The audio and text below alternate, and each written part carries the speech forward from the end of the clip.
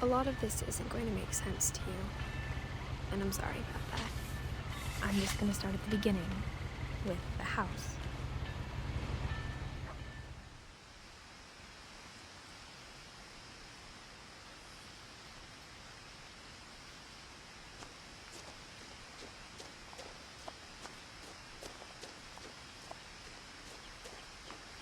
I lived here until I was 11, but I wasn't allowed inside half the rooms.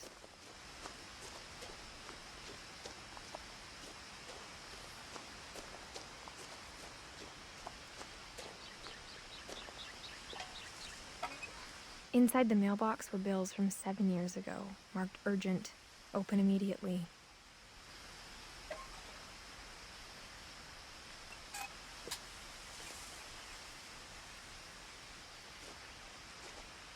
I hadn't been back since my brother Lewis's funeral.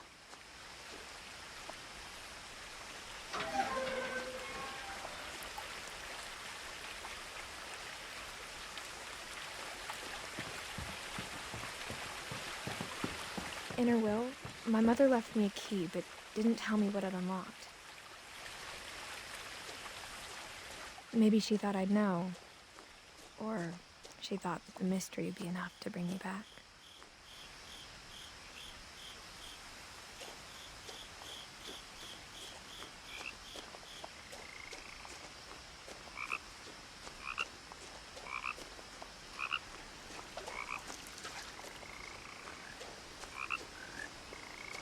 The truth is, even after I inherited the house, I never thought I'd come back to it.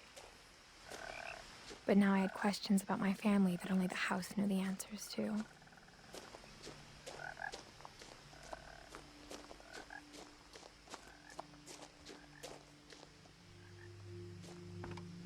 The woods around the house have always been uncomfortably silent, as if they're about to say something but never do.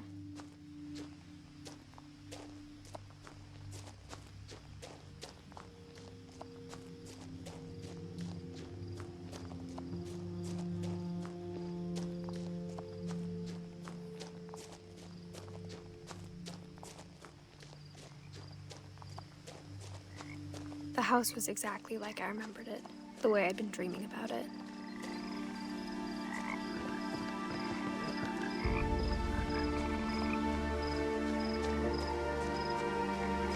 As a child, the house made me uncomfortable in a way I couldn't put into words. Now, as a 17-year-old, I knew exactly what those words were. I was afraid of the house.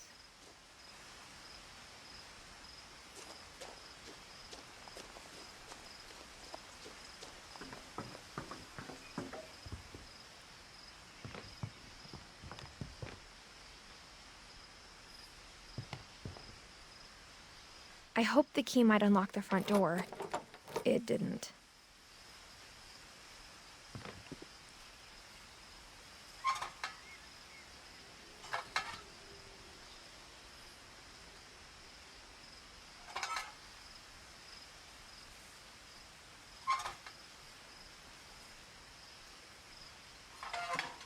Looking in, I felt like the house itself had been waiting for me.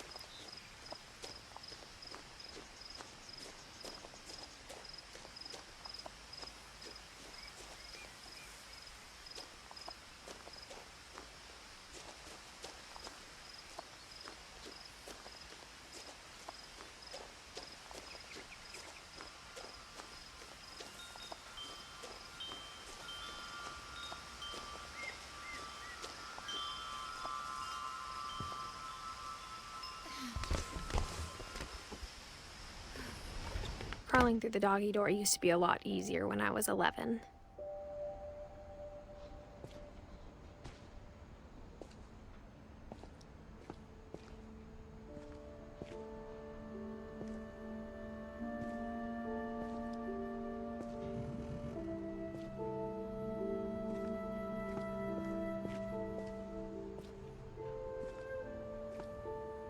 The power had been turned off the night we left. For the first time in years,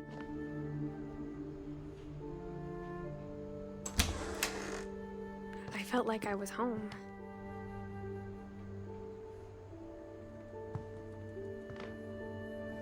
But instead of a family, there were just memories of one.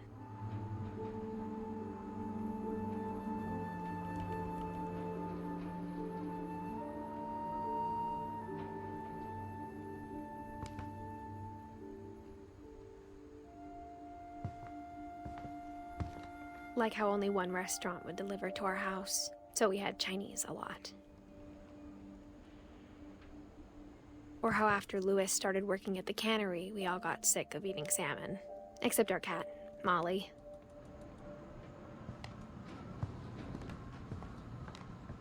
Nothing in the house looked abnormal.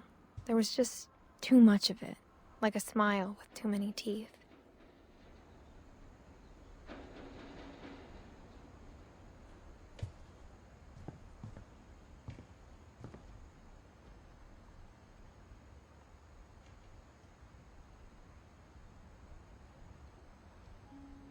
Great-Grandpa Sven built a music box for Barbara, along with the rest of the house. Mom always told me to stay out of the basement, so I wasn't too surprised when the key didn't fit.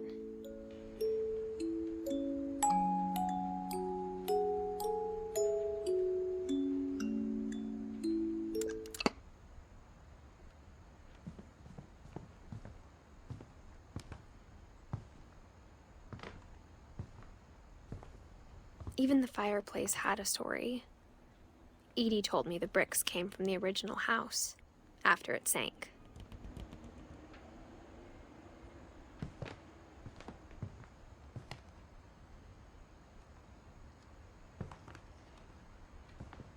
The table was still a wreck from the night we left. It was like a bomb had gone off, killing everyone but sparing the furniture. My mom was the only one of us who could imagine Great-Grandma Edie living in a nursing home.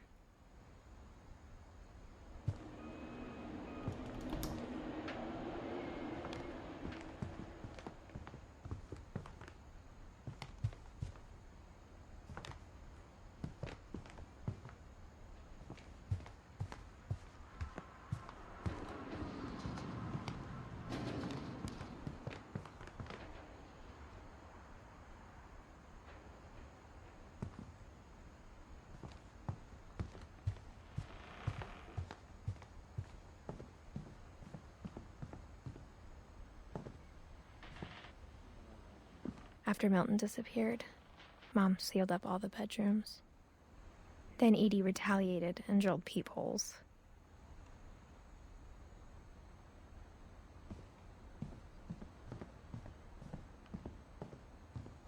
Whenever people ask me about my family, the first thing they always want to know about is Barbara.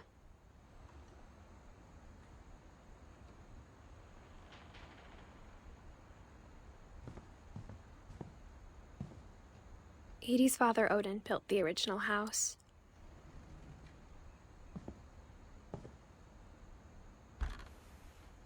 Barbara was a child star for 2 years, until America grew out of it.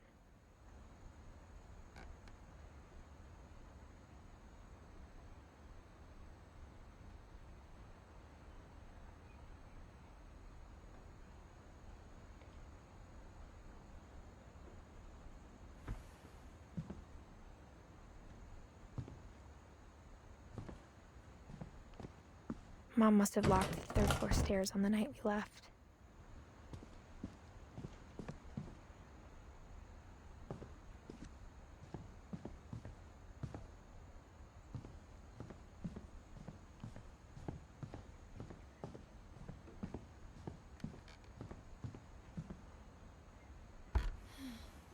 My Grandpa Sam spent 7 years sharing a room with his dead brother, Calvin.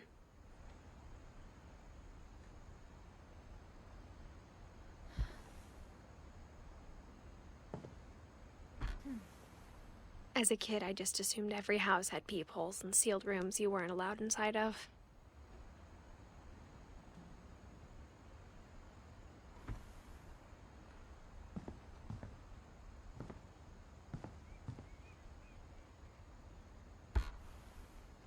The last time I was in Edith Sr.'s room, I was 10 and she was painting my portrait.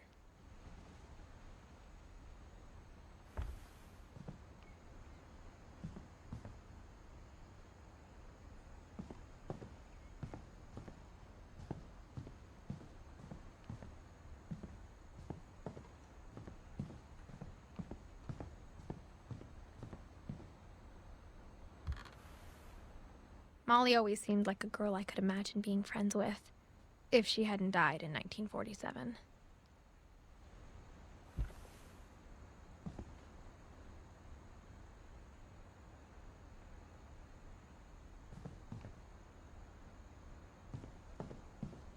I spent a lot of time playing in Great Uncle Walter's room. I think my mom sometimes regretted not sealing it up.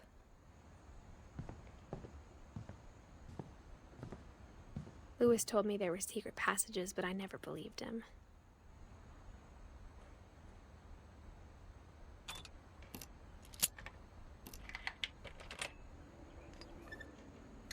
Turns out, my mom was really good at keeping secrets.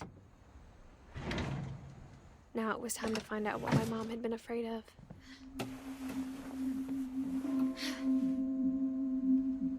Reading this, maybe it sounds like I had a plan.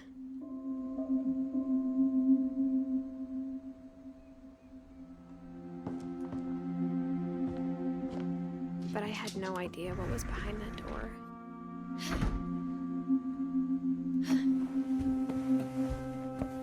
Just like I had no idea where all this was gonna lead.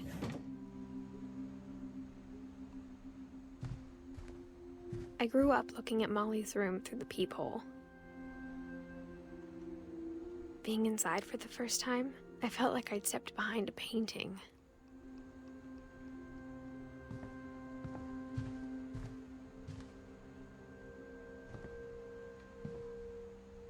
I got the sense Edie had spent a lot of time here, before my mom sealed the doors.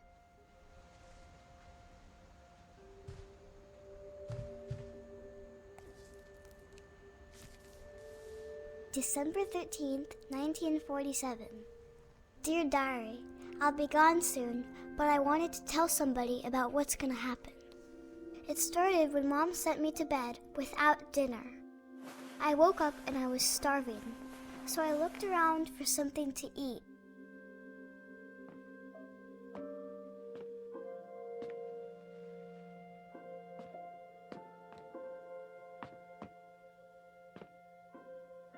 My Halloween candy was all gone.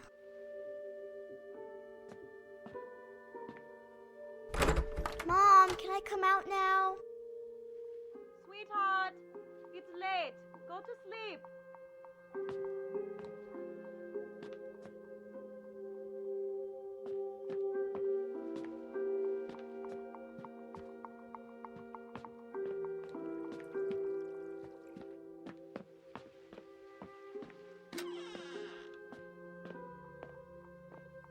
I kept eating and eating.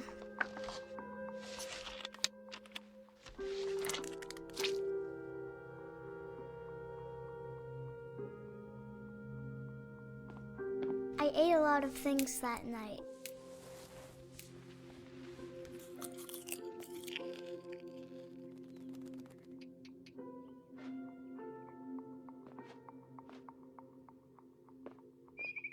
Then I heard chirping outside my window. It was a barn swallow going back to her nest.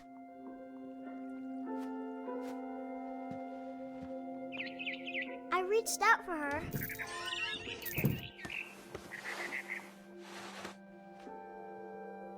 And suddenly, I was a cat.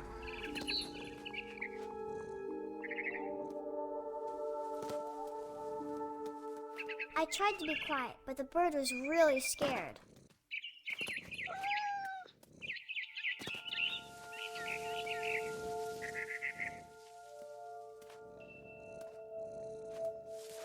Mom and Dad didn't even look at me.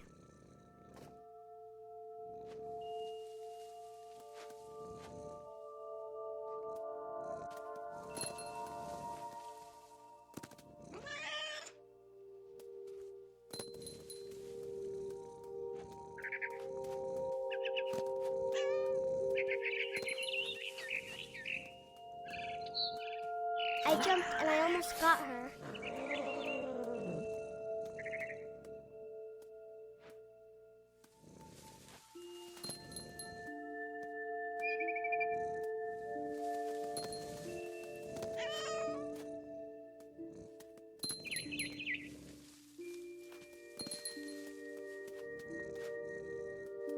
I could tell she was getting really tired.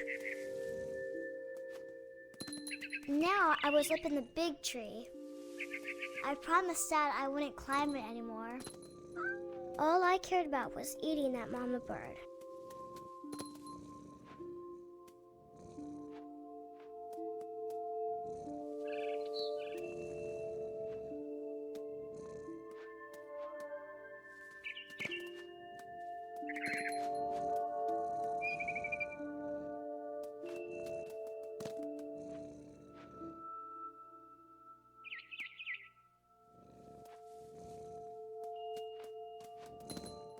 I gobbled her up. And suddenly, I was an owl. First, all I heard was the wind. Then I heard little teeth nibbling in the grass.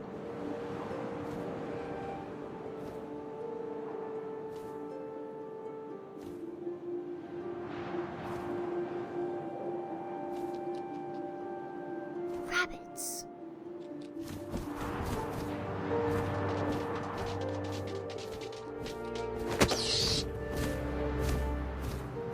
I imagined his face looking up and seeing mine through my talons. I swallowed him up, and I didn't chew one bit. Then I flew off to find something bigger.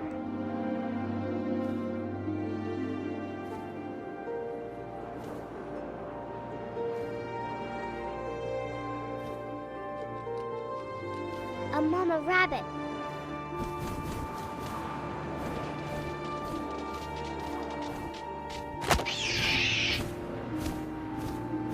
She was almost too big to carry. I started choking, but I couldn't stop eating. And suddenly, I was a shark.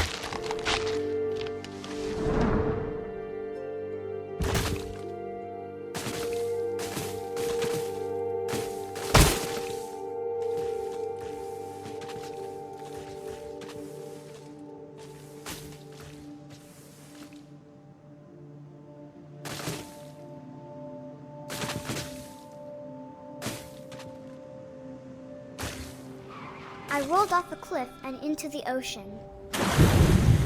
Now, I was hungrier than ever.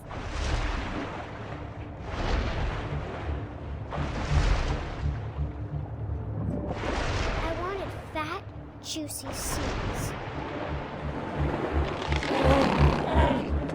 I tore off her flipper, and it tasted really good.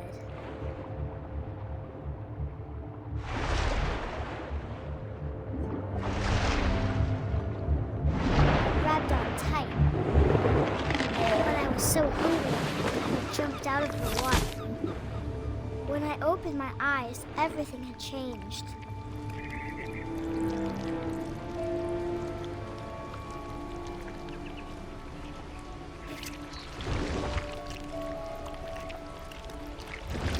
Now I was a monster, and I smelled people everywhere.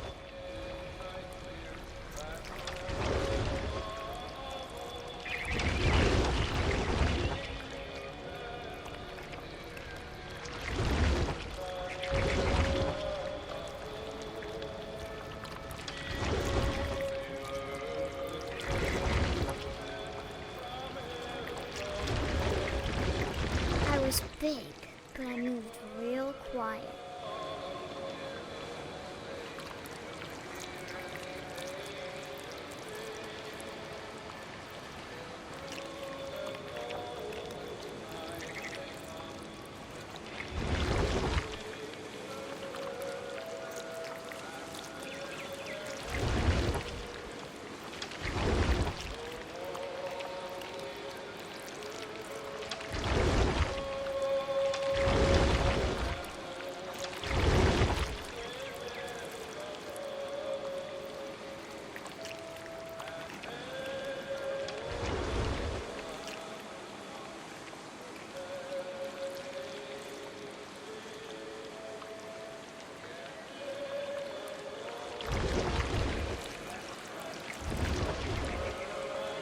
I wanted to stop, but also I didn't.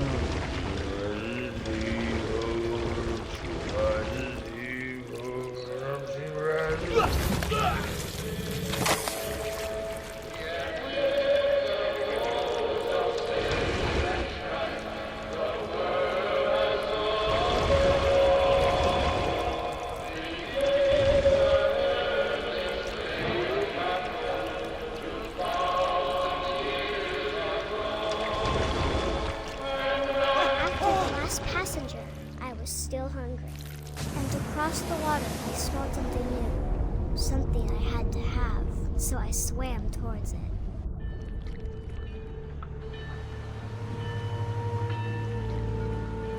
I slithered onto the sand, and the good smell went into an old pipe.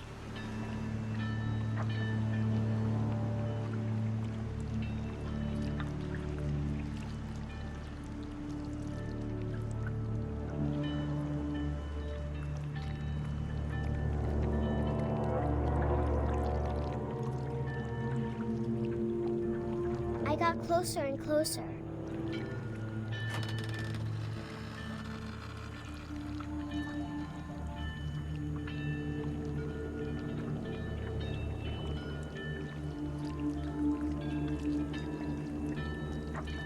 All of my stomach started growling.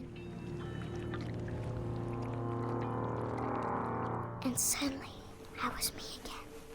I held my breath for a long time, but I couldn't hear anything.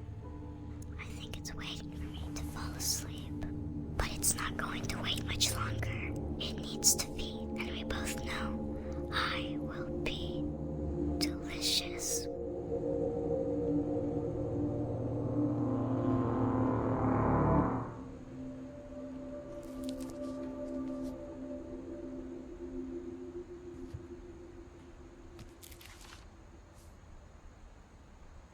I'm not sure if I believed all of that, but I'm sure Edie would have.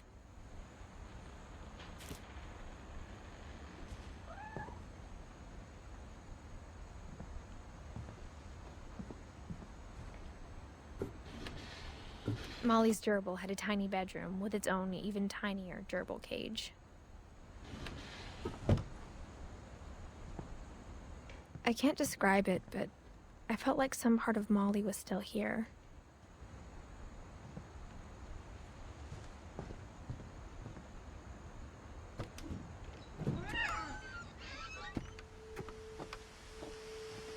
This will be obvious later, but my mom never told me any of these stories. Edie would have, but Mom didn't like bringing up the past. Though, when we adopted a stray kitten, she was the one who named it Molly.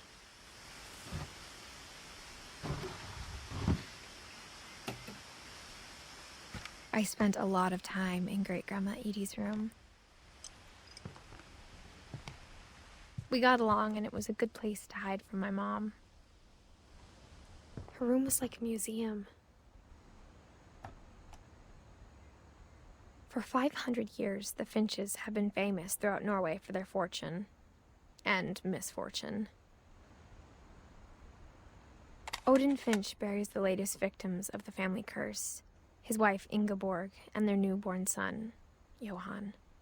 On January 7th, 1937, he set sail with his family and his house, hoping to leave the curse behind. But 40-foot waves off the coast of Washington send the house and Odin to the bottom of the sea. Odin's daughter Edie, with husband Sven and baby Molly, step ashore on their new home, Orcas Island. Odin Finch is the first to be buried in the new family cemetery. His daughter Edie is already dreaming of a new Finch house.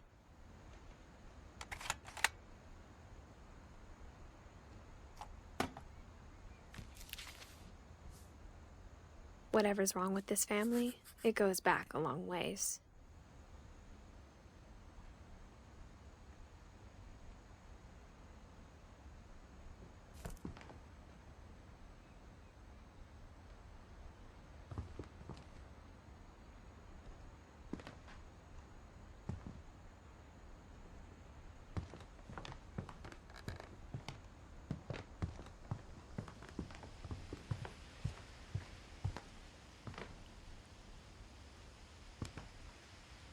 One summer, they evacuated the island, but Edie refused to go.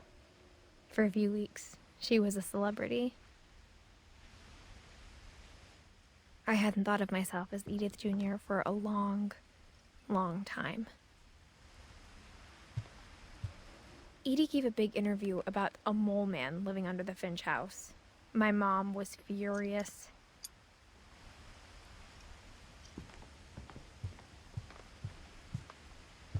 Louis died a week before we left, but Edie had already started to memorialize him.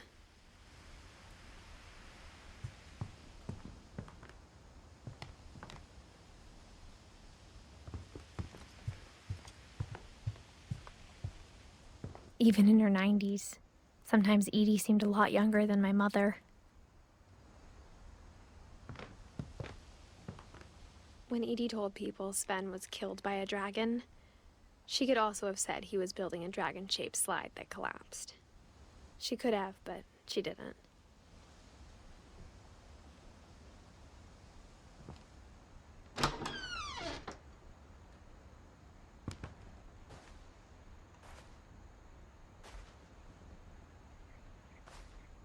The only trace Grandpa Sam's first wife, Kay, left on the house was the pink bathroom. It was a pretty big trace.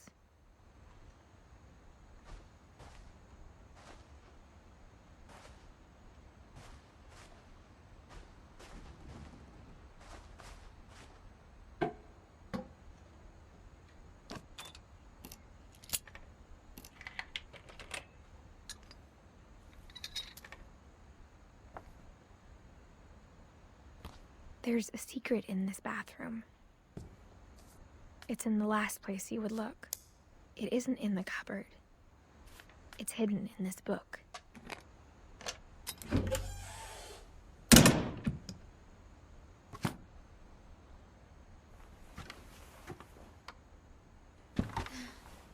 Sven gave Sam an old camera he'd refurbished. He never put it down.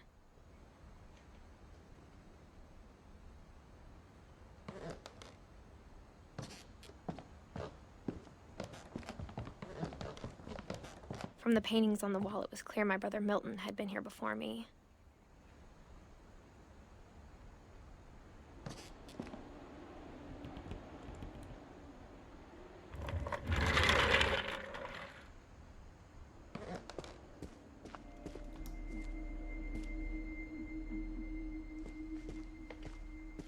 I knew Grandpa Sam had a twin, and that he never talked about him.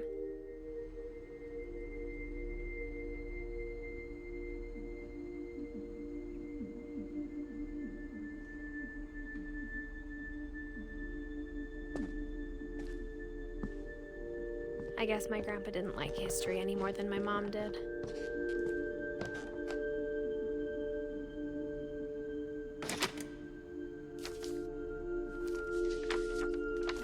How I Want to Remember My Brother by Sam Finch.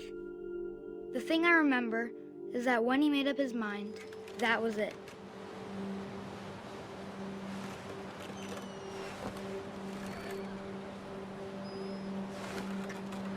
My brother said he'd die before he ate another mushroom, and he did. At Barbara's funeral, we swore we'd never be afraid again, and he wasn't. I think Calvin always wanted to fly. Sam! Calvin! Dinner's ready! Coming! But that day, he finally made up his mind to do it. I told him going around was impossible. Maybe if I hadn't said that,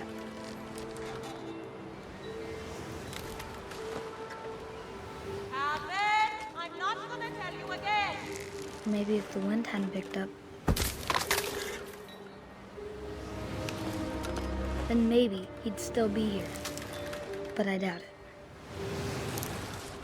I think he'd already made up his mind. That's what I want to remember about my brother.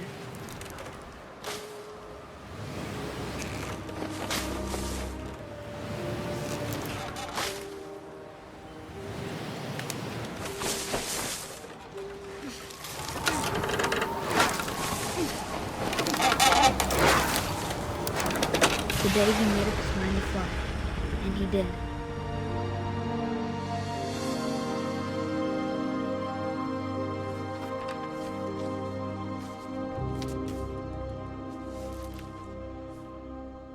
Calvin's story felt strangely familiar. When I was younger, I remember trying to do the exact same thing.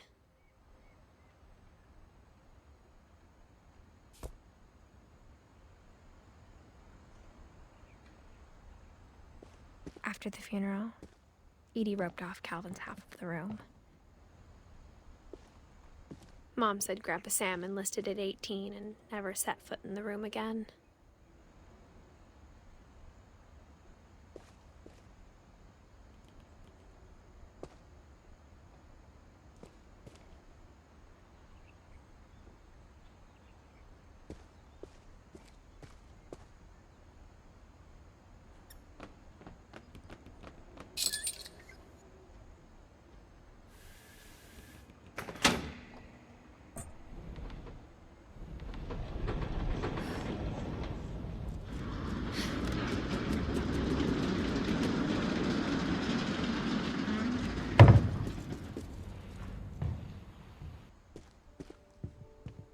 The passages were a pretty tight fit. They'd obviously been built for smaller hands and bellies.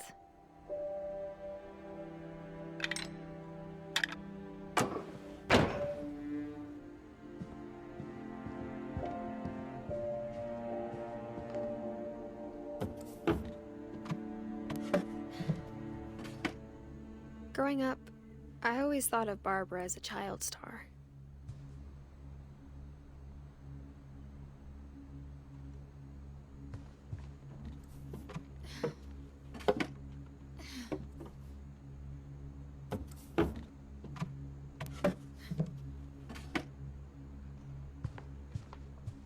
I never thought about how hard it must have been for her afterwards.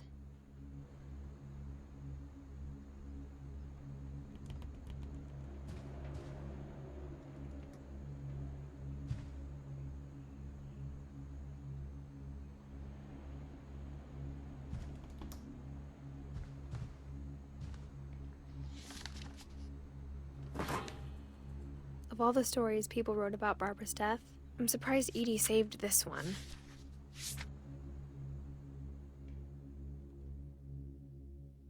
Old Jack here with another ghastly tale inspired by America's most unfortunate family. I'm calling it The Surprise Ending of Barbara Finch. As a child star, Barbara was famous for her scream. Now at 16, she was all washed up. A has-been.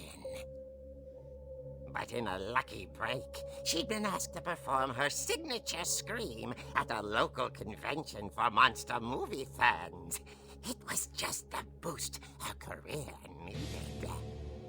Unfortunately, her scream hadn't aged well. Getting better. I think you just need the right motivation. Her biggest fan and current boyfriend, Rick, was about to demonstrate when...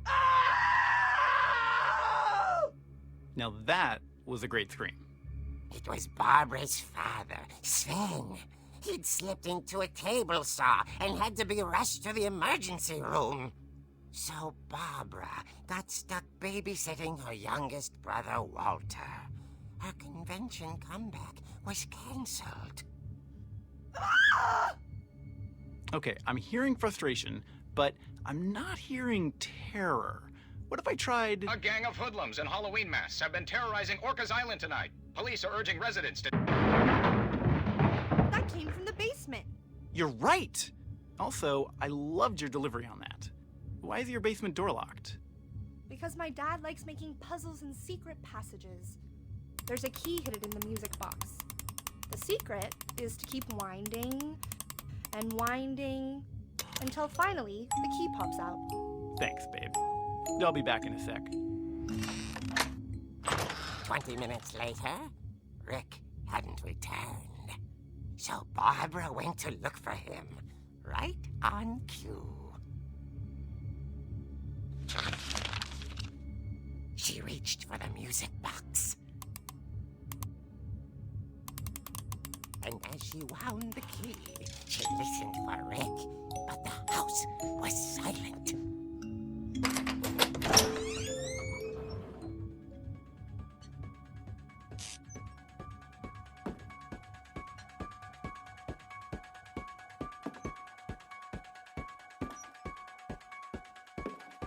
She found Rick's crutch and imagined the worst.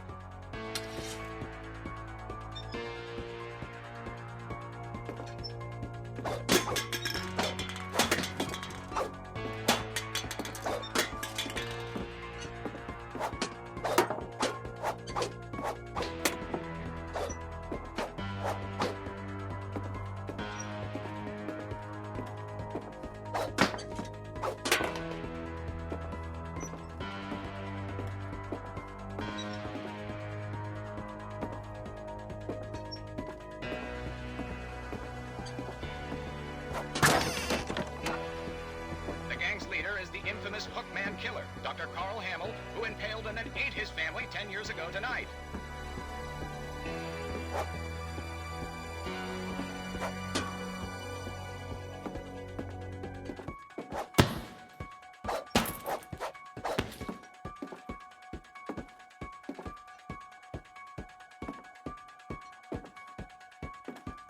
The old fridge rattled and grew still.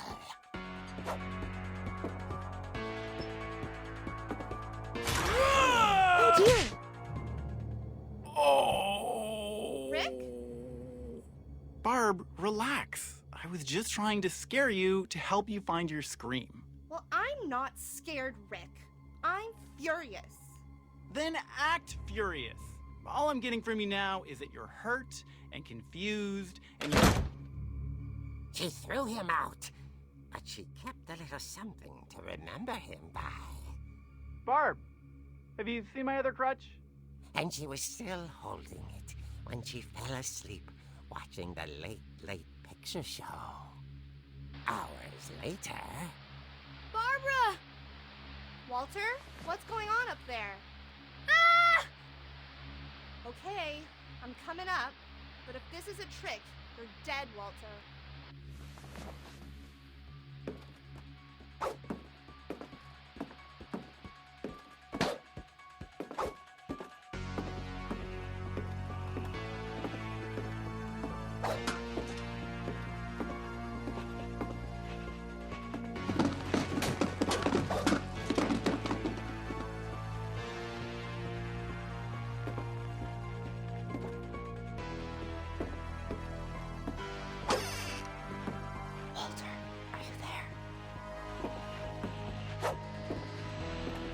Walter had vanished, but his bedside radio was still on.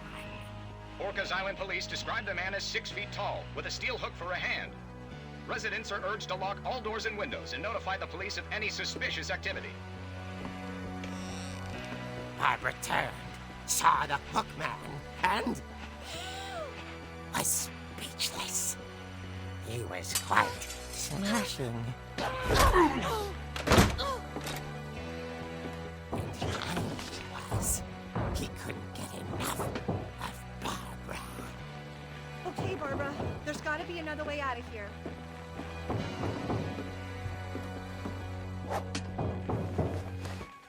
That night, she played her part beautifully.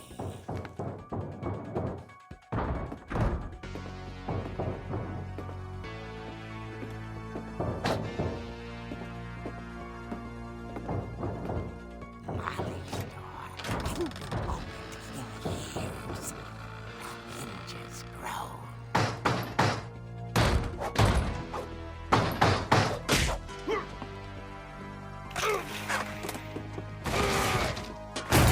He wasn't moving, but she sensed the story might not be over yet.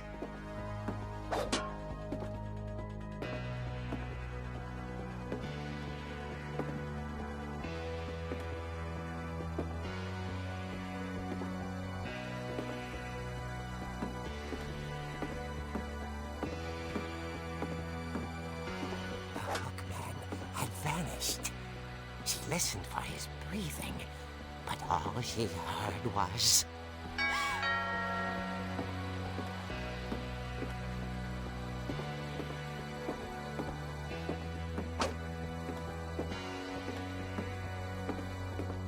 someone at the door was dying to speak to young Barbara. At the door, she heard whispering. It was coming from inside the house.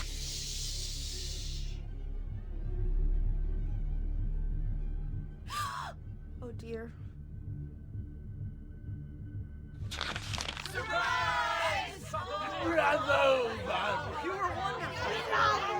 monsters had come to surprise her. For Barbara, it was a dream come true. Then she saw what kind of monsters they were, and she realized what was about to happen. She was going to be famous. And with her final breath, Barbara Finch gave the performance of her life.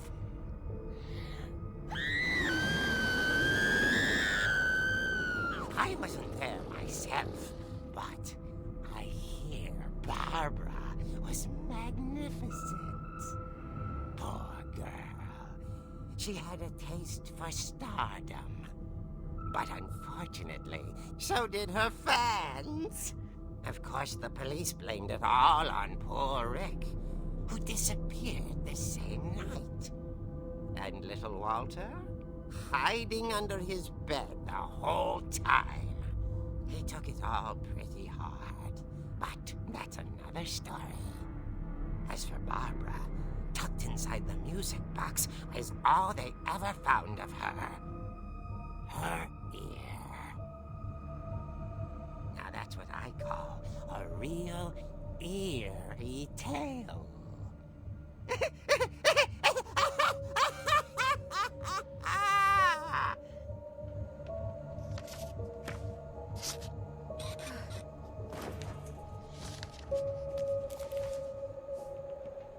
Edie told me all Barbara wanted was to be remembered, as absurd as that comic was.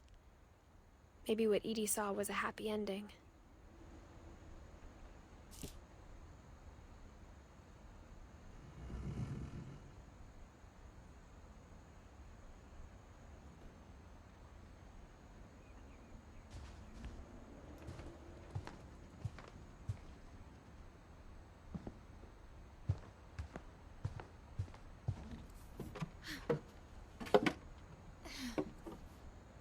I guess now I know why Mom didn't like me playing with the music box.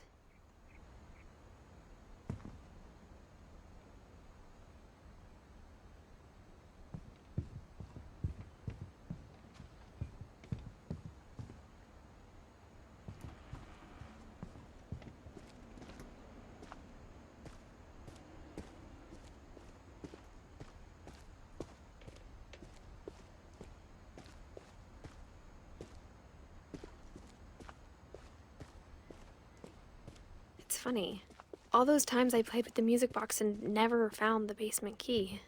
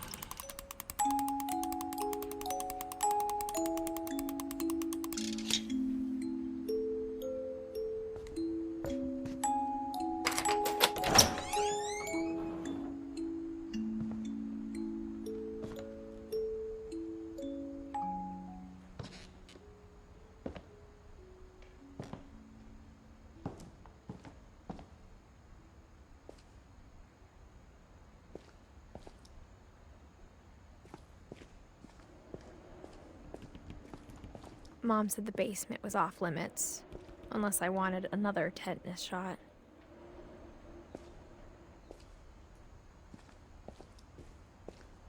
I saw Edie sneak down to the basement once, carrying packages.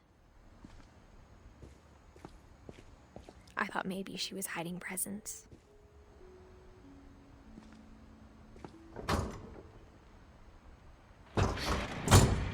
It turned out she was hiding a lot more than that.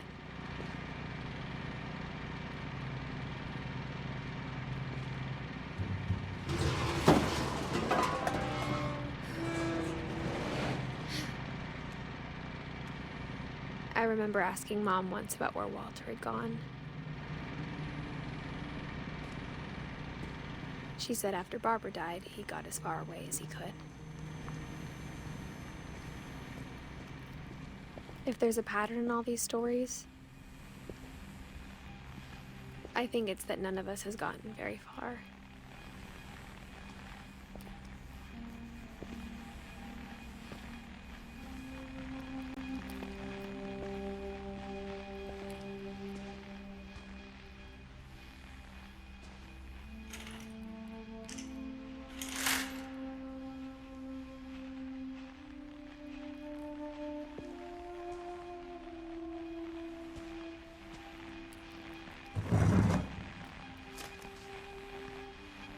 Goodbye, everyone. I can't believe I've been down here for 30 years. On that first day, after the shaking started, I didn't think I'd survive a week.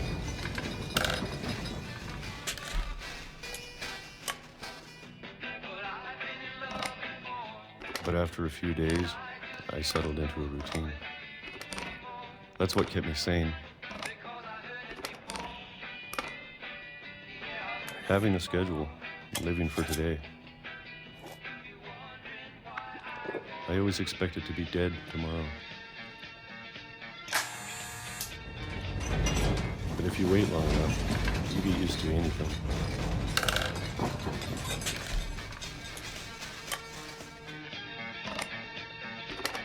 Even a monster on the other side of the door starts to feel normal. Almost friendly.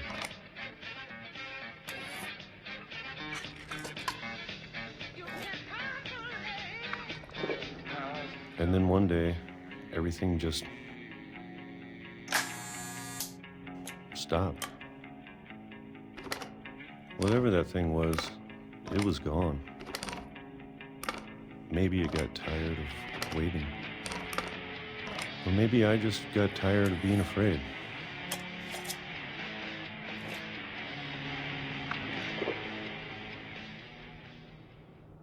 It's been a week now, the longest in 30 years. I'm done waiting. I have to leave. Well, I still can.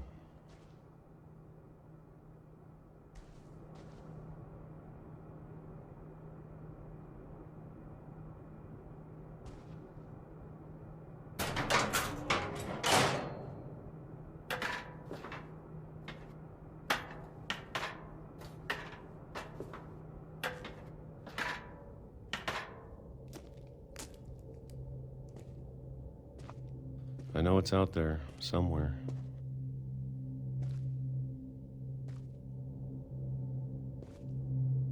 Whatever killed Barbara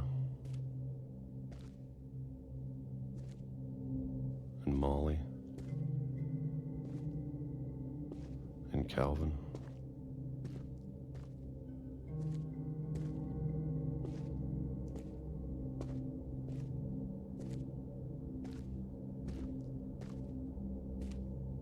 Maybe this is all a mistake. But I need to stop living the same day, even if it kills me.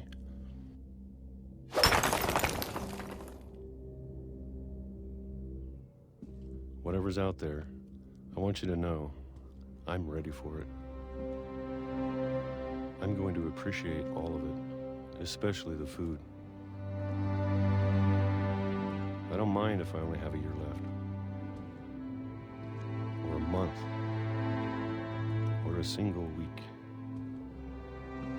I'd be happy with one new day.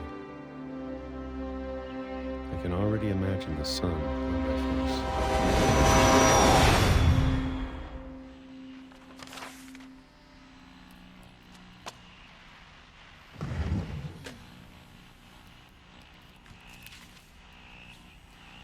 Walter died when I was 6. I can't believe my mom never told me he was down here.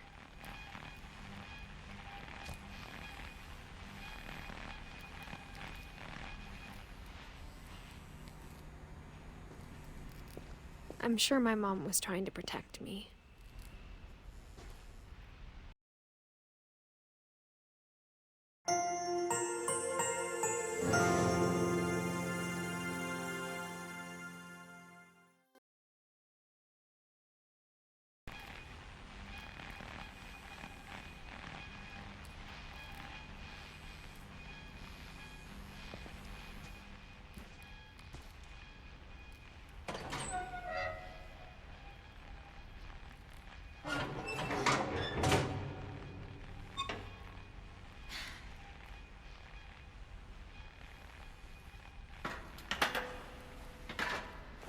Maybe she was afraid I'd end up like Walter. But if she never told me about an uncle under the house,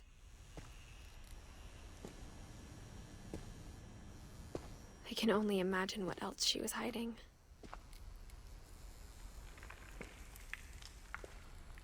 I don't want to make the same mistakes she made.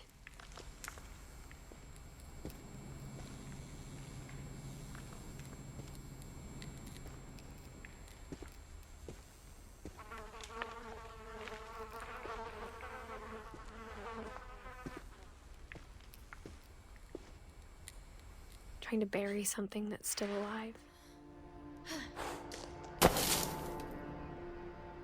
Now that there's only one of us left, or maybe 2, I thought it was time I heard the stories for myself and found out what happened to everyone else. But now I'm worried the stories themselves might be the problem. Maybe we believed so much in a family curse, we made it real.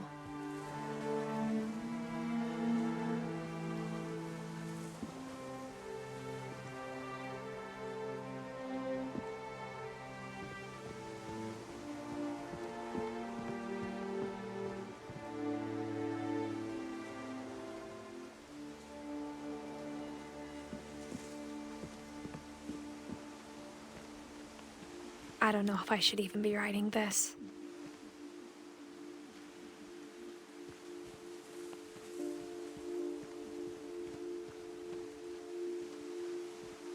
Maybe it'd be better if all this just died with me.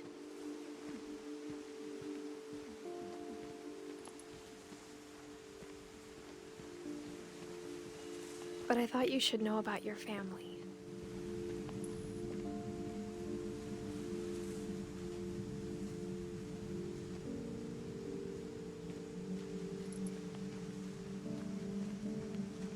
And the history you're a part of.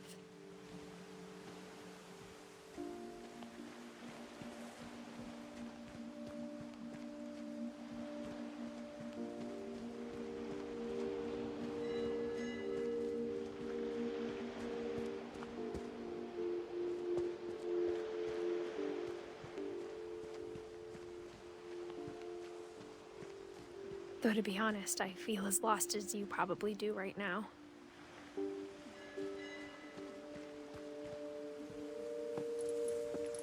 I think the people in these stories believed them, for what that's worth.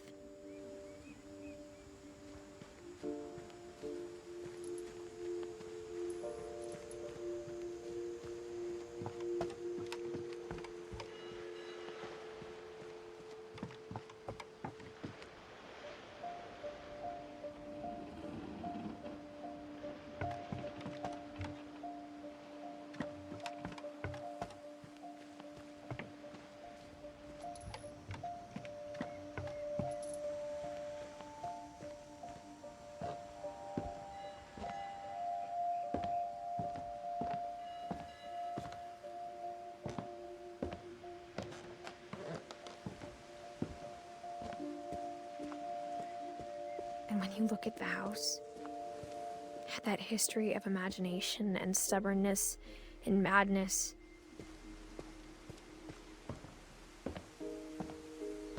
any of it seems possible.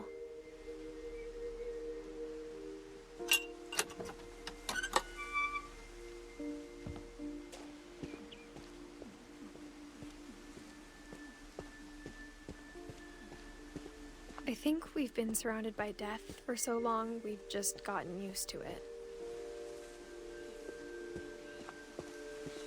What kind of family finishes building a cemetery before starting the house?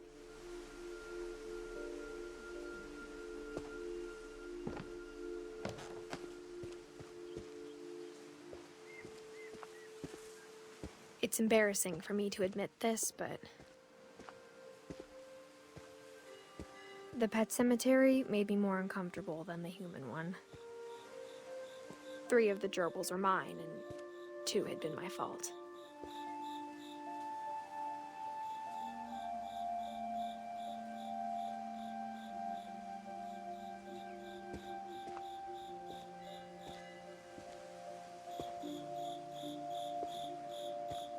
Sven built the house, but it was Edie who designed the cemetery.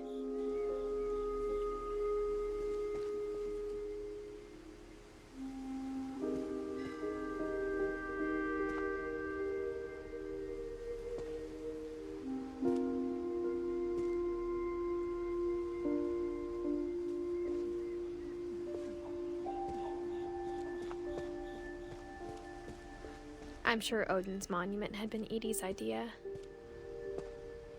My mom was always trying to move on, but for Edie, the past never went away.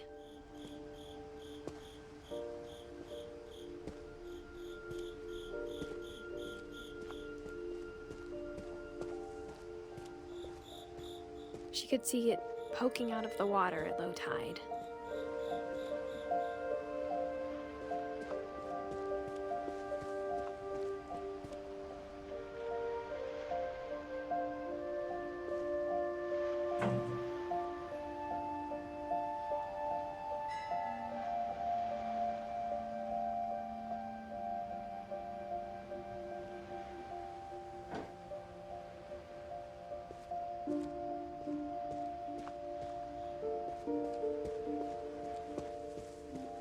Edie's side was always easier for me to understand.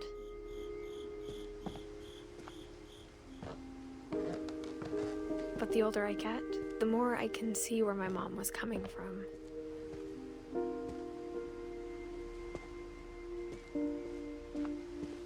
Her dad had been pretty strict, but it wasn't enough to save her brothers. She was just trying to do better.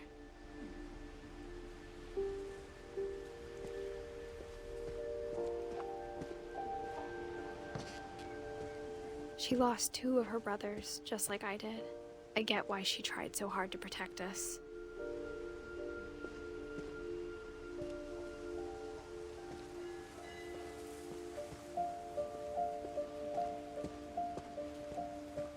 There's so many things I wish I could ask my mom now.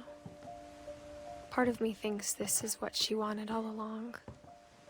For me to come back someday and find everything out for myself.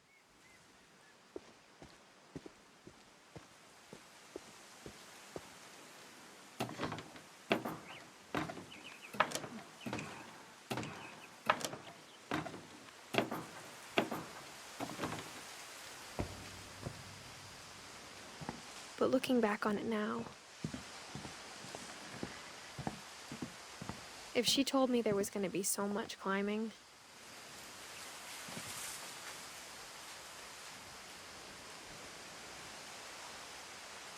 I never would have come when I was 22 weeks pregnant.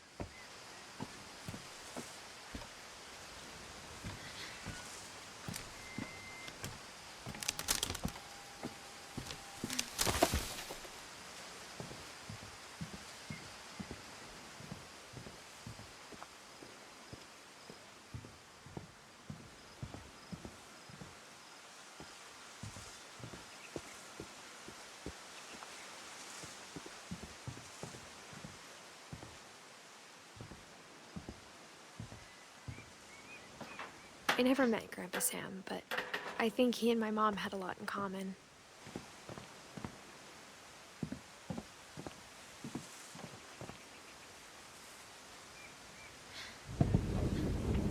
They were both pretty intense.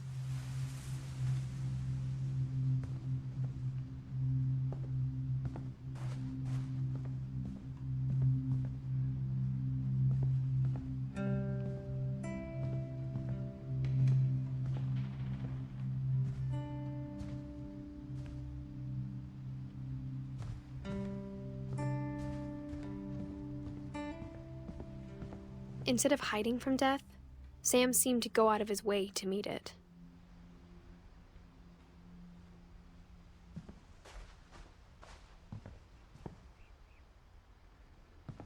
Sam spent his life shooting photos, but Mom said he got nervous being in front of the camera. I guess we're all afraid of something.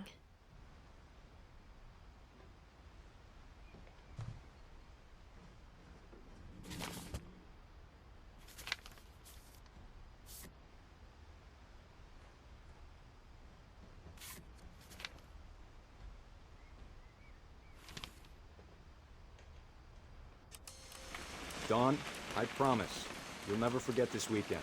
Yes, sir. These memories are gonna last a lifetime. Am I gonna have to shoot anything? It's a hunting trip, Dawn. Shooting is strongly encouraged.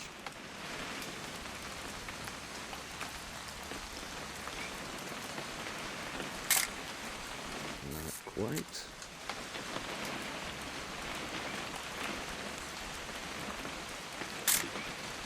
Shouldn't we be leaving? Just want to get a shot of you, Dawn, then we can take off. What? Perfect. It's gonna rain the whole weekend, isn't it? Please just take the damn picture. Hey, language.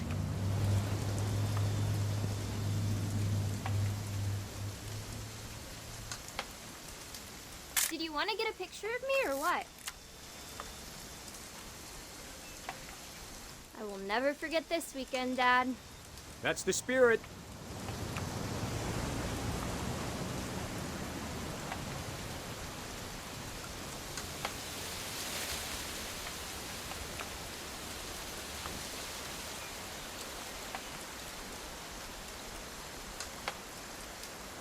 Come on already.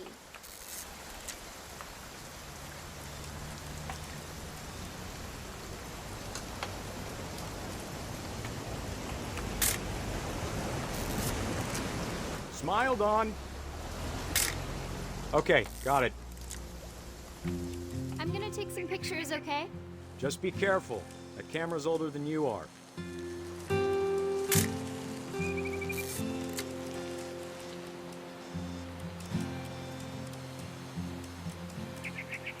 You're right, Dad. It's starting to clear up.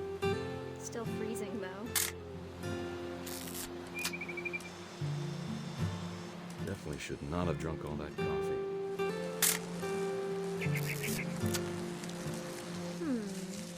Hold still while I take a picture of you.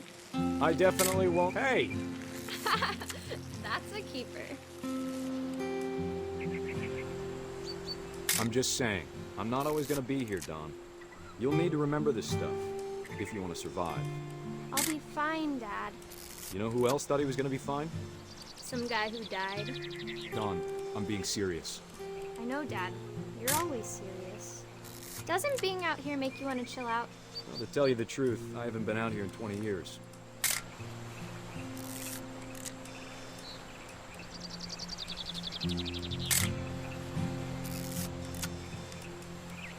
Last time I was with my brother Calvin. Man, that was a great trip. Your grandpa Sven taught us how to fish, how to build a fire. We found an old logging trail. There were deer everywhere. Don, don't you think you could find something more interesting to photograph?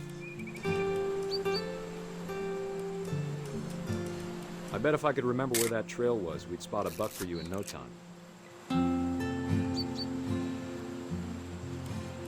Give me a minute to check the map.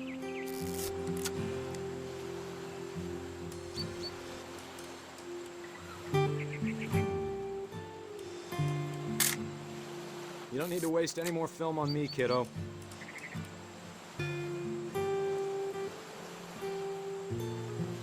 Let's see.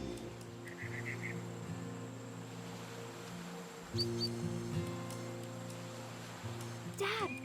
Good eyes, Don.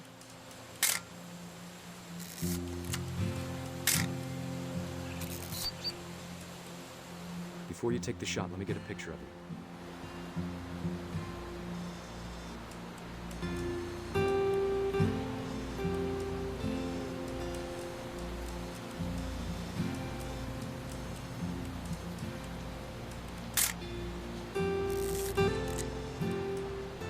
Dad, I... Just... Let me get behind you. Do I have to do this? Don, you don't have to do anything. But if you want to survive, you'll need to be strong. Great shot, Don!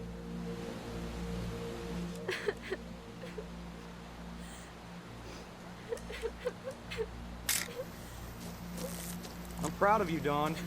Always remember that, okay? Dad, it's twitching. I think That's it's totally normal, Don.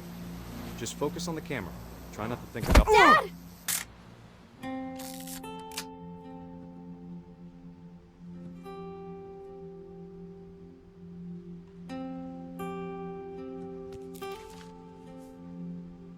Of all these stories, that's the one I wish most that my mom had told me.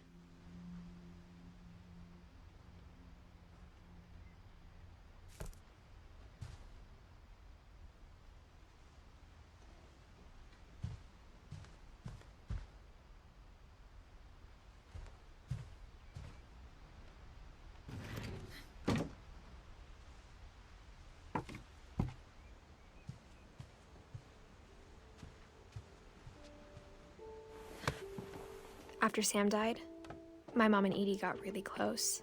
They'd both lost a lot.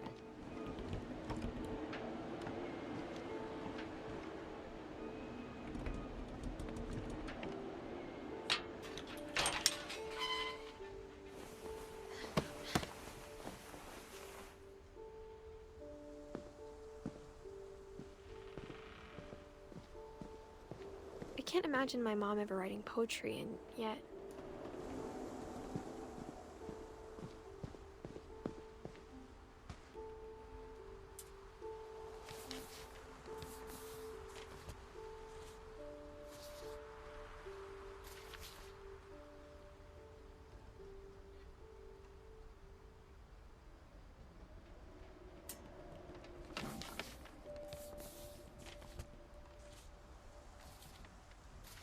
Dear Kay, do you remember the way Gregory used to laugh when he thought he was alone? Like something funny was happening, but only he could see it. I think he saw things the rest of us don't.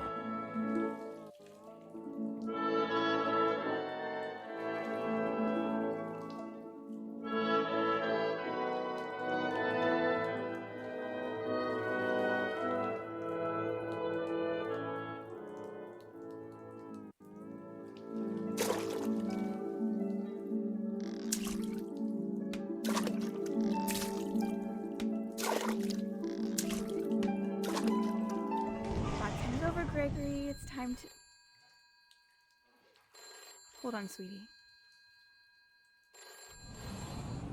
Hello? Sam, I told you I don't want to talk right now. I wonder what he saw.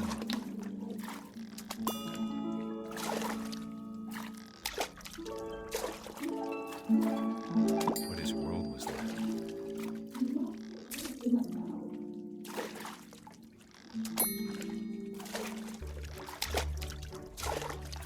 He reminded me so much of Calvin. Lost in his imagination. Whatever it was, he saw.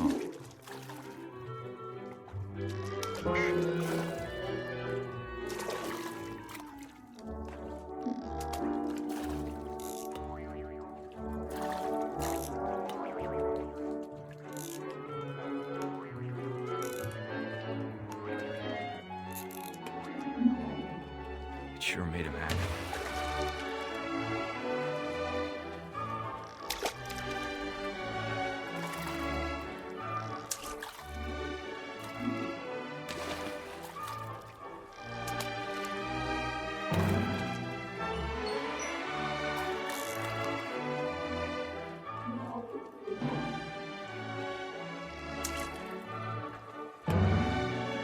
I know how silly it sounds.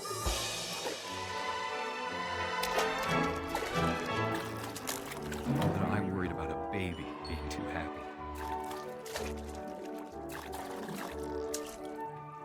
But I could feel him slipping away. Sorry about that, Gregory. I know you did everything you could.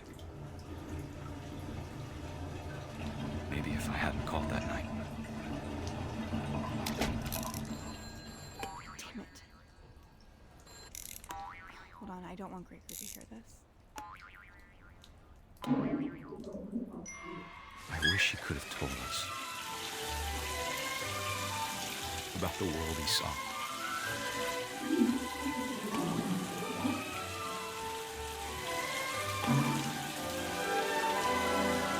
There's so much I don't understand about Gregory, about everything.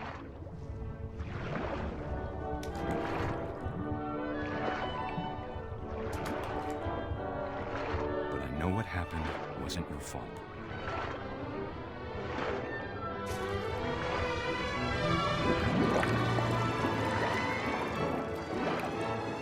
I'm sure he's happy. He'd want you to be happy too. Good luck, Kay. Love, Sam.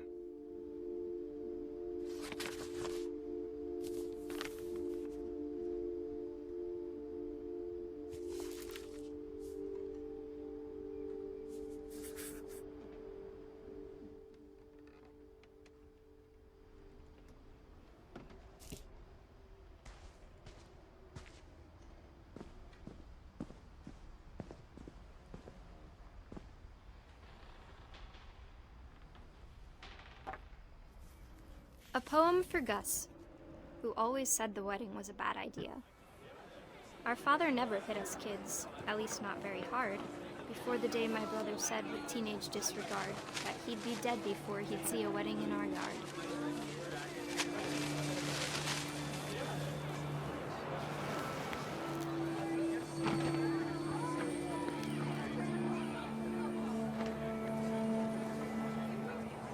My father made him come, of course, but Gus stood far apart, just flew his kite and bottled up the storm inside his heart.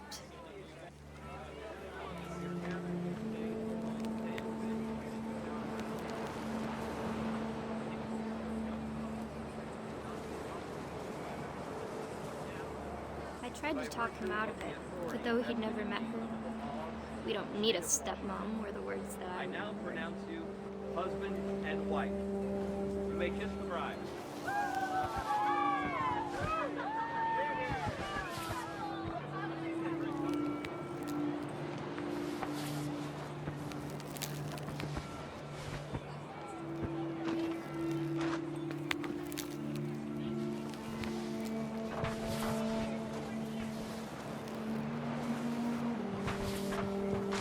time for photos came, Dad ordered him to come here. But Gus declined, and as a sign held up his middle finger.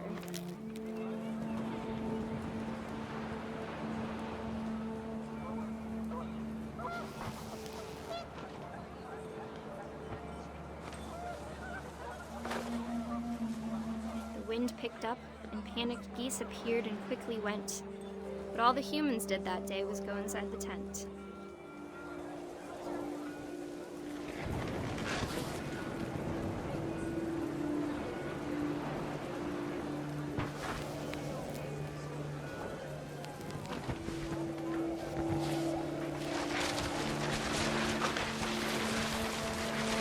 Rain came down in buckets then, but no one seemed afraid that nature might destroy the tent our dad had crudely made.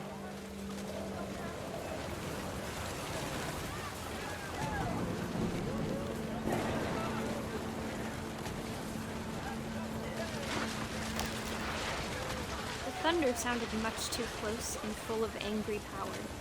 But all my father said to this was, "Make the music louder."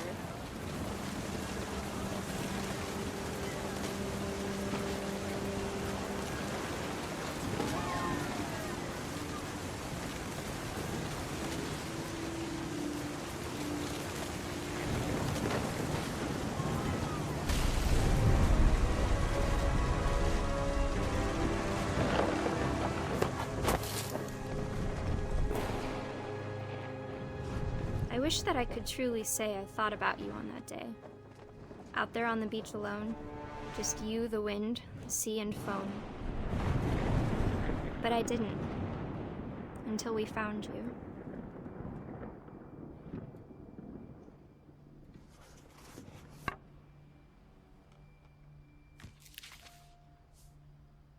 She never talked about him, but Mom told me once if I was a boy, they were going to name me Gus.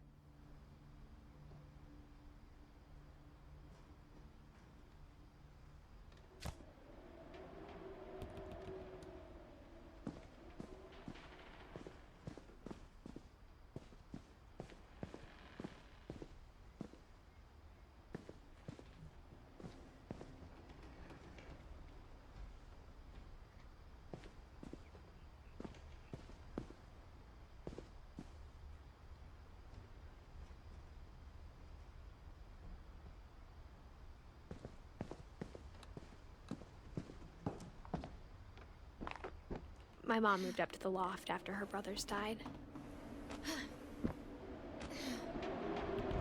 At the time, it was as far away as she could get.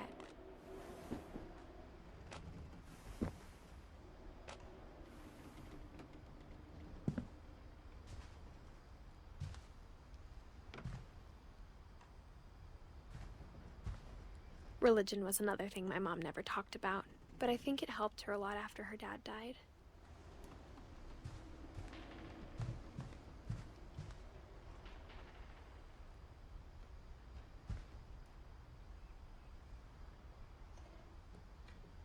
She spent a summer building houses in Calcutta, where she met my dad, Sanjay.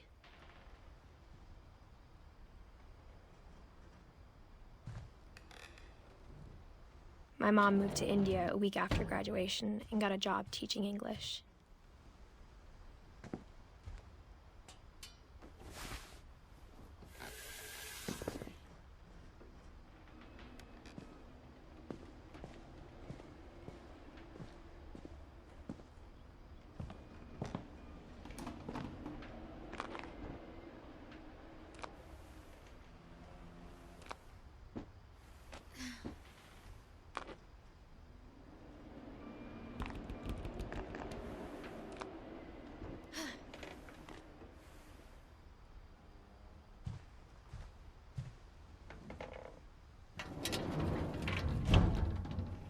Louis was born a year later.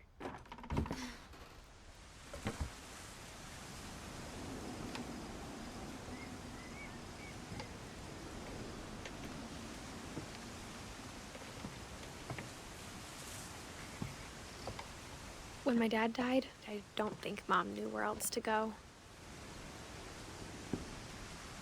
I'm sure Edie was happy to have her back. The house had to get a little bigger, but Edie was used to that.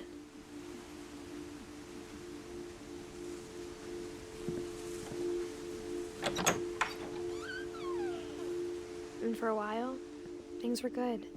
Almost normal. But it didn't last.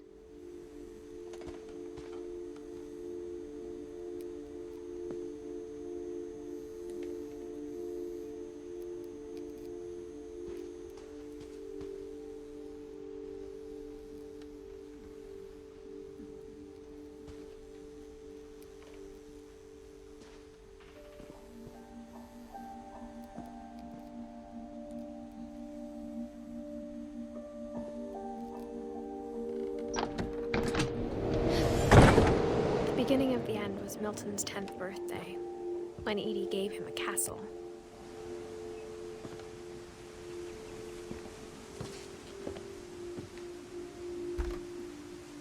After Milton disappeared, the only thing he left behind was a room full of paintings.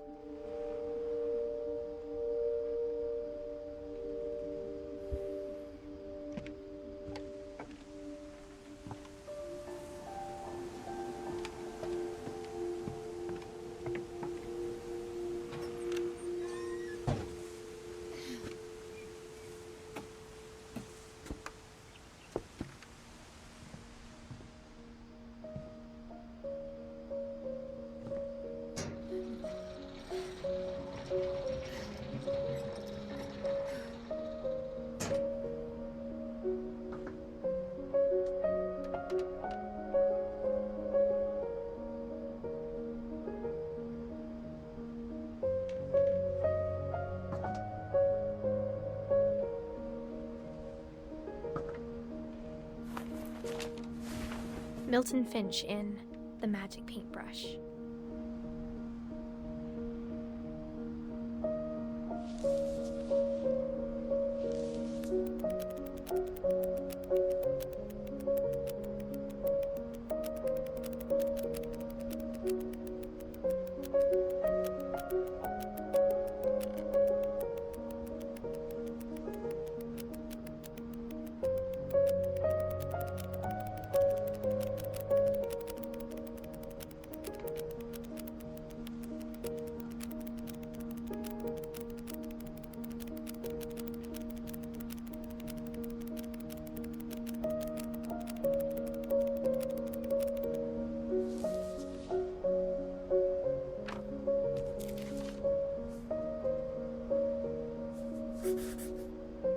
I was 4 when Milton disappeared.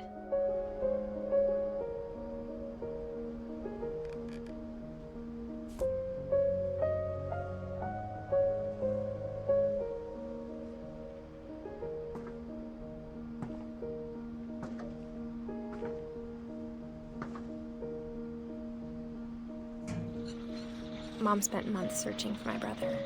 Then she sealed the doors.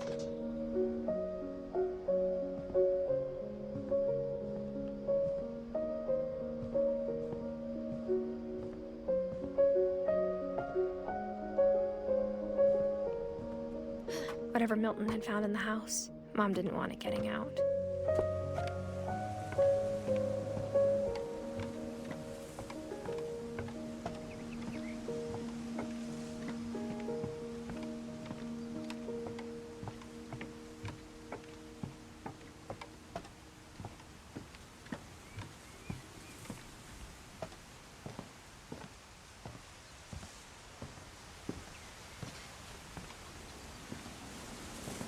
Mom definitely blamed Edie, but I think Louis blamed himself.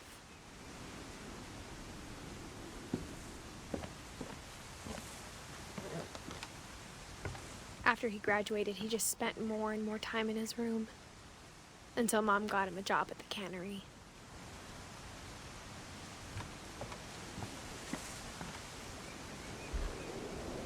Everyone always told me to stay out of Louis's room, except Louis.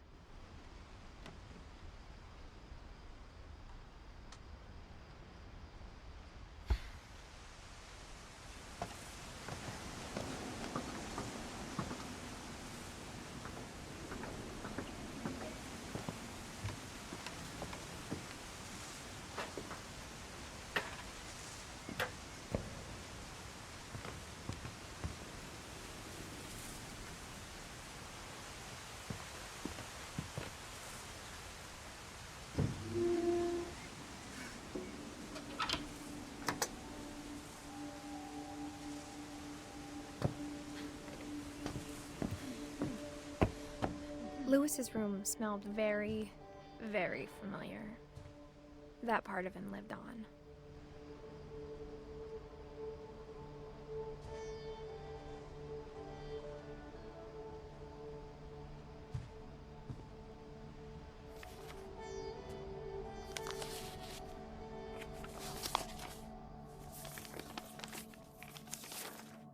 Dear Mrs. Finch, as Lewis's psychiatrist, I can understand your desire for an explanation. As I see it, the trouble began in January, shortly after we convinced your son to seek treatment for substance abuse. Newly sober, I believe Lewis first noticed the monotony of his daily life.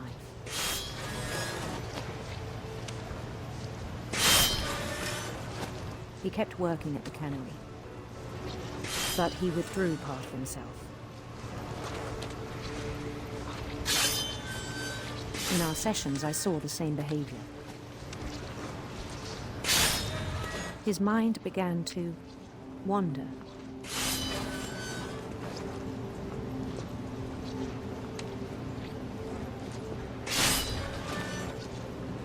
I asked him to describe it.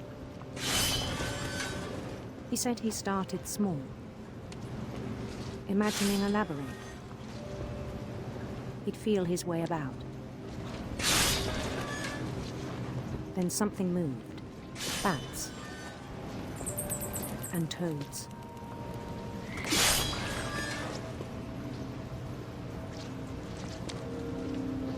And things that have not names.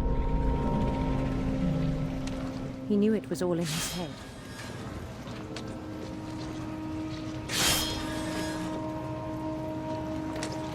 But he took it very seriously. I had hoped he'd find himself.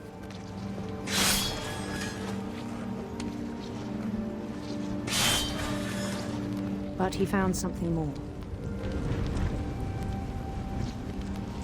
I worried about him then. Daydreaming at the cannery. I spoke with his boss. But he said Lewis had become a model employee. Methodical, tireless, focused. Like a whole new Lewis. So I let him go on.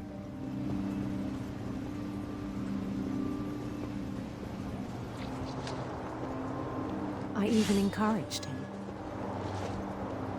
It seemed very promising at first. He told me he'd made a new friend.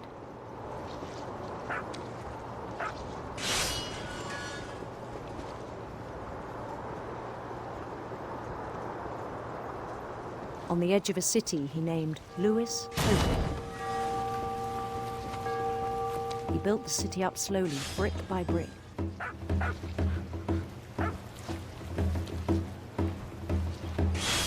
Then he made musicians.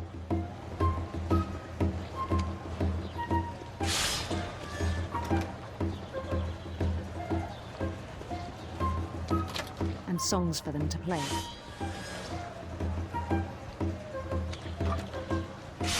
He talked about starting a band.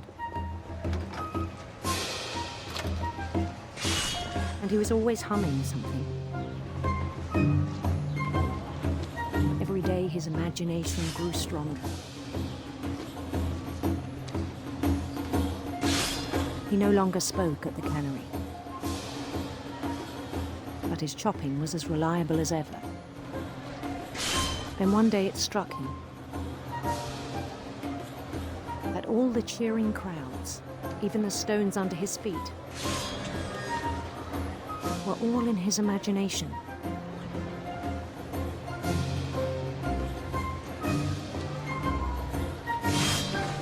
So he could do whatever he wished.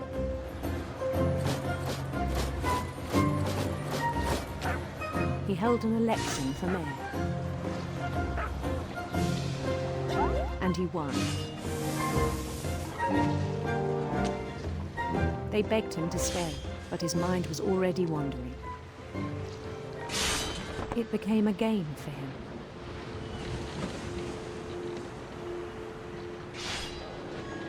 He'd conquer a city, then immediately push on. New Louisville.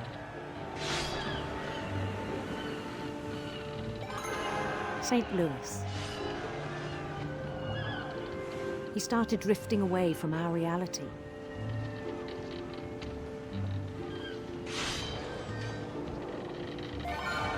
Minneapolis, until one day he forgot to go home from the cannery.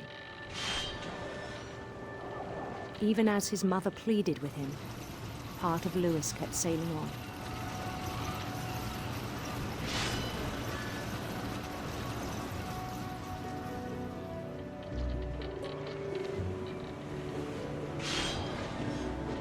In Louisburg, he heard rumors of a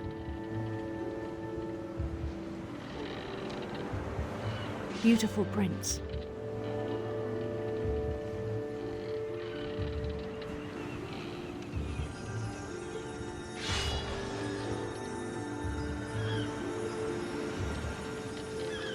The prince was on his own quest for radiant rainbows.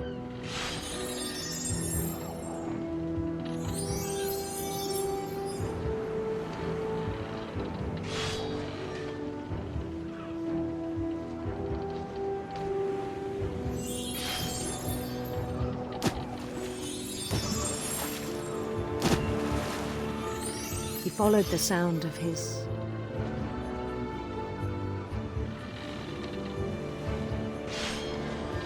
silver harp.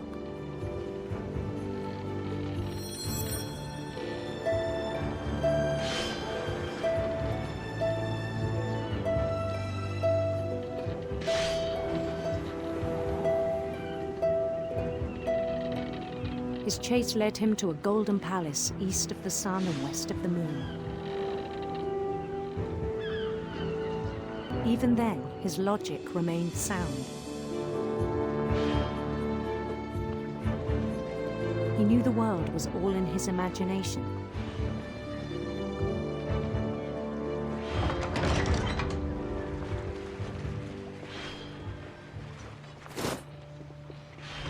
But he was so proud of having created it.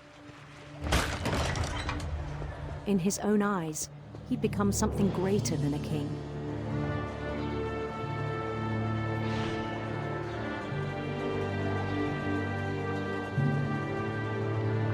For someone who'd never known success in the real world, I think it was overwhelming. And then it struck him that the real Louis was not the one chopping salmon, but the one climbing the steps of a golden palace.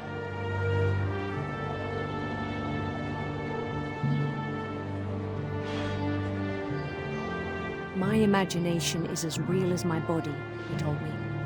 It was hard to argue with him.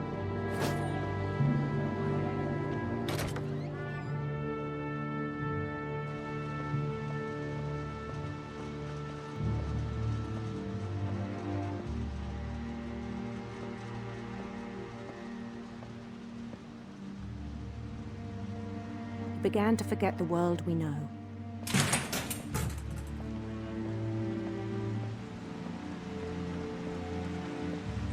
I think it pained him to remember Louis, the cannery worker.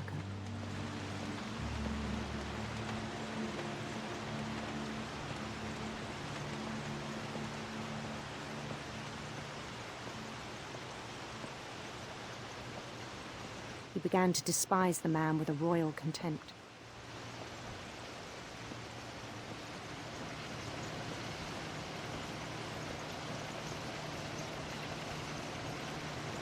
I still thought I could save him.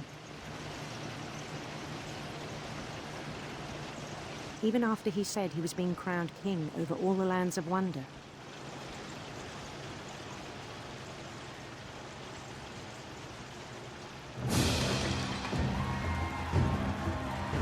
The palace would be packed with his companions.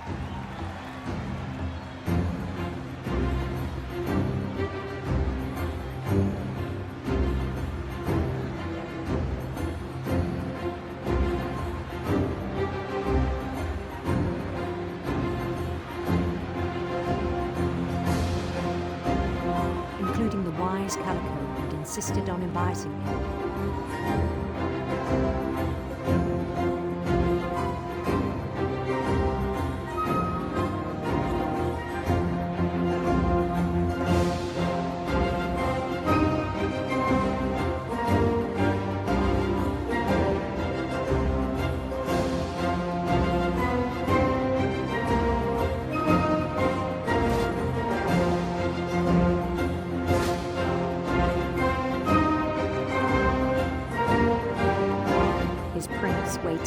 holding his crown.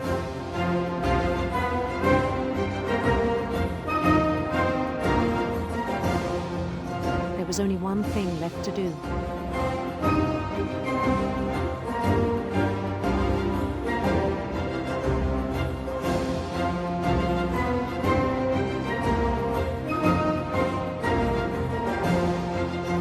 Bend down his head.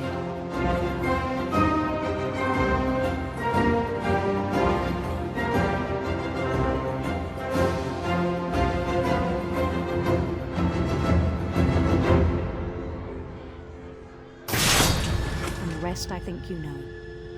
Mrs. Finch, your son was a kind man who will be missed by all of us who knew him.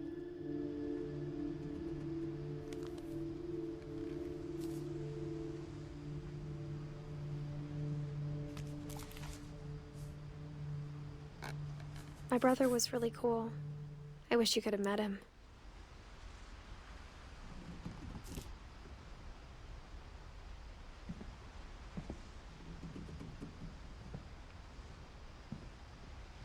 Lewis and I spent a lot of time playing games together, but he was surprisingly bad at them.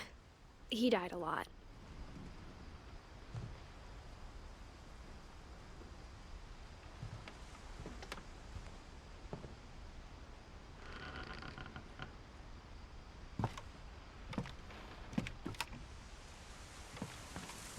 On the way back from Lewis's funeral, my mom told me to start packing.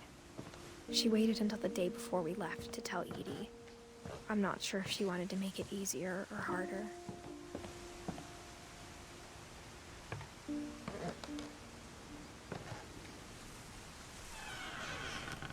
I wish we'd stayed. But I understand why we left.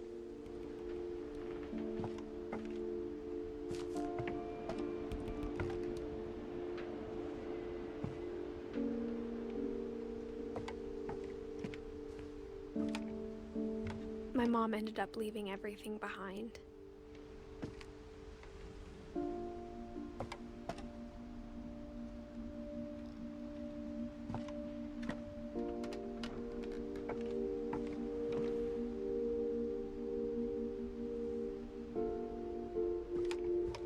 What happened that night had been coming for a long time. Maybe it should have come sooner.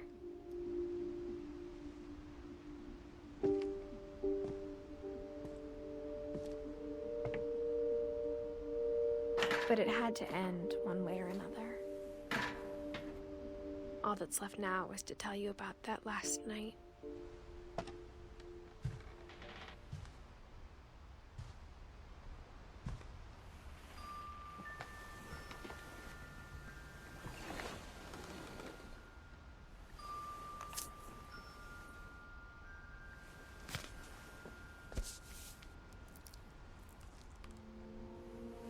That whole last day, Edie just watched us pack and didn't say a word.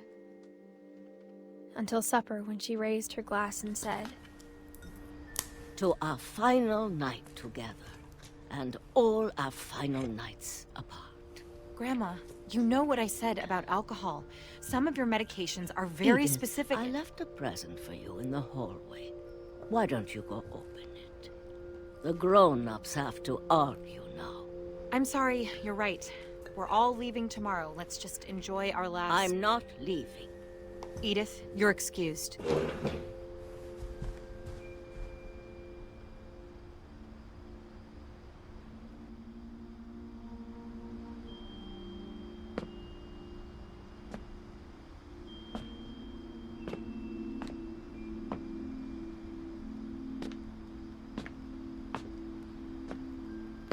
The power had been shut off that morning, but Edie always had plenty of candles.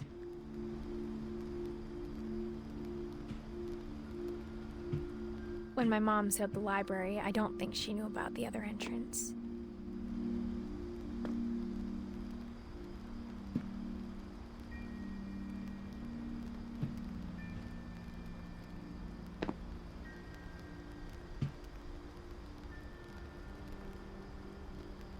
Or that Edie had a key to it.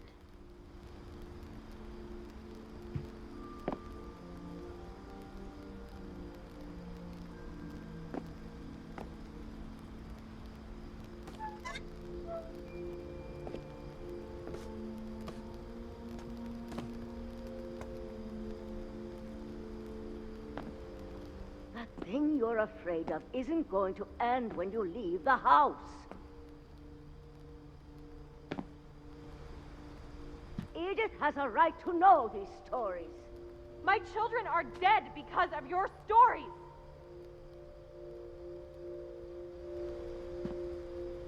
I think it's best if Edith and I leave tonight.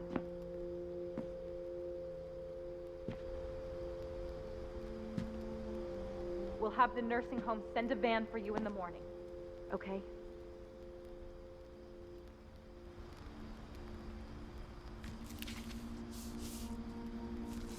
Dear Edith, there's so many stories I wish I could tell you, but there's only time for one.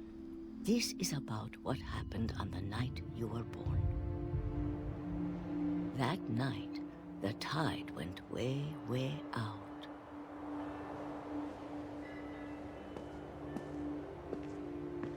It was the first and last time I ever saw the old house aground. There'd been an earthquake out in the middle of the ocean. They called it the lowest tide in 1,000 years. God, it smelled awful. You know, I've seen that house every day of my life.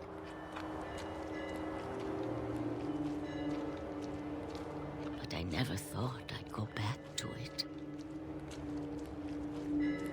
When the fog rolled in, I lost my way.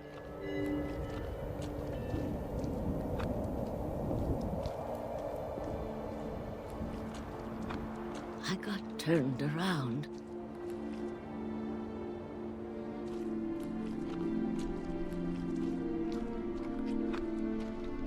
I started seeing things.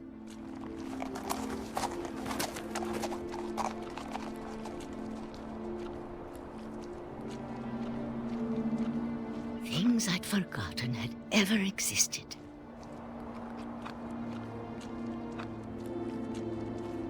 But when I saw them, they felt like old friends. That night, a lot of things came back to me. Or maybe I came back to them.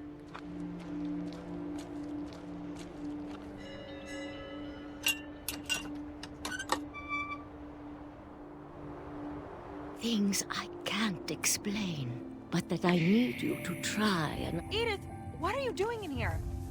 It's mine. Edith! Mom, you're gonna rip it! Let go! I kicked and screamed, but Mom dragged me to the car.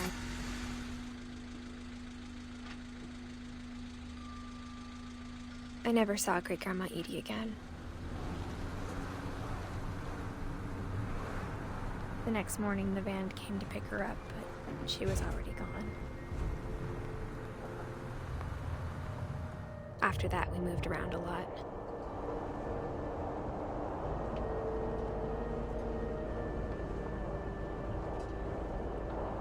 We both tried to make the best of it.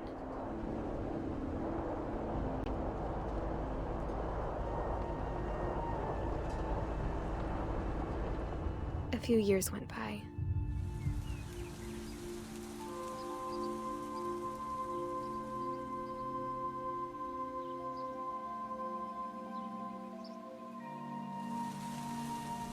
My mom didn't like to talk about it. But she started getting sick a lot. The rest happened pretty quickly.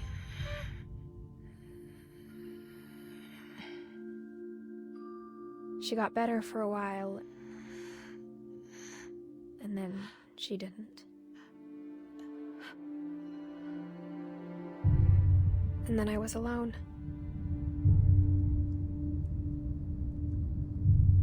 The last Finch left alive.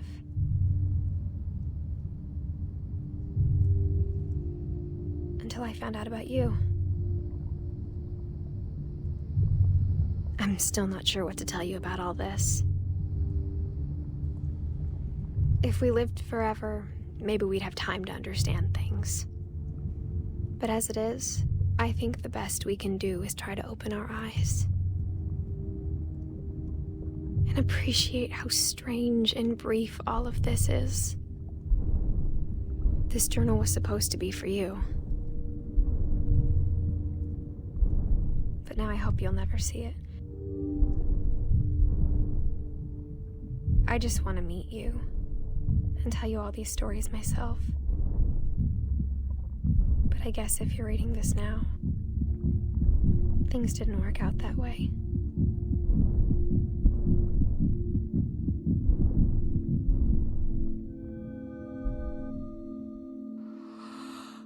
This is where your story begins.